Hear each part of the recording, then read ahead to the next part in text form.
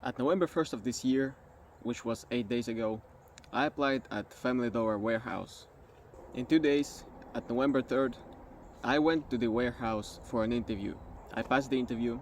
When I did the drug test, they told me, you got a job. The only thing left is a background check, which I knew I would pass, and to fill some documents. I left them my email and phone number, so all the important information that they sent me was sent either on the email or they called me and explained it to me through the phone.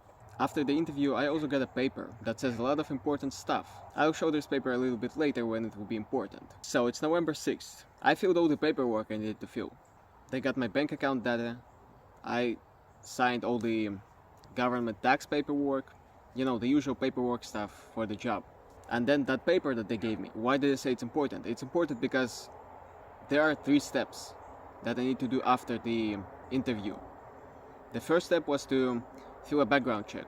The second step was to fill this paperwork after the background check. And the third step is, and this is important, the third step is to call them on the number that was written on this paper. Again, I will show this on the screen somewhere. To call this number and to schedule an orientation, okay? So I needed to call and schedule an orientation with them. So this is the part when they screwed me over. Next morning, I woke up at 7 o'clock because I wanted to call them as soon as possible. I thought I would go to work at Friday, so I'm calling that number that was on the paper. Nobody picks up, but the messenger says a message that I need to call some different numbers. Okay, maybe I need to call some different numbers. It gives 2 numbers. I'm calling these 2 numbers multiple times. Nobody answers. I thought, oh, maybe I'm calling too early. It's 7 o'clock. Maybe they're coming to work at 8. I called at 8:30 or somewhere around that time. Nobody picked up. I'm thinking, okay, maybe they will contact me, but they didn't. Nobody contacted me. At least nobody contacted me through the sources that I gave them. Nobody called me. Nobody sent me an email. You know what they did? They sent me a voice message. It is interesting because at first I didn't find it. I didn't know I got a voice message. I don't even use voicemail. But okay, they sent me a voice message that I didn't see. Then, at that same day, at approximately 10 o'clock, I'm getting a call from them. I pick up the phone, and the lady there says, Mikhail, you missed your orientation. Just imagine my reaction then. I missed the orientation. What orientation? I didn't schedule any orientation. At that point, I'm thinking, maybe I missed the call. Maybe they scheduled an orientation for me. But then why didn't they notify me? Why don't I know about my orientation, bro? So it turned out that they did schedule an orientation for me. Even though the paper that they gave me, it clearly says that I need to schedule an orientation. I need to do this, not they need to do this for me. And so after I went there for an interview, got a drug test, passed their background check, filled all the government tax paperwork and gave them my bank account information, they're telling me, well, sorry, you missed your orientation. We cannot reschedule, we don't do rescheduling. And so you missed your job. If I will need workers, we will call you.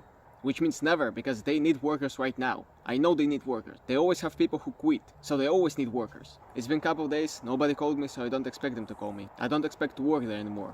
It's just an interesting story, because maybe I did something wrong. Maybe I didn't pick up their call, but I checked, nobody called me. I have no missed calls. Maybe they sent me an email. No, nobody sent me an email.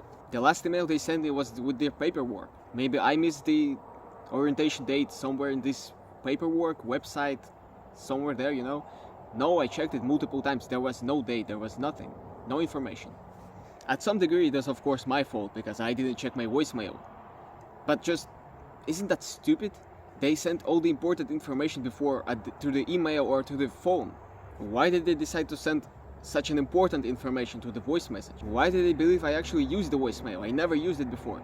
I set it up after they told me that they sent me a message there.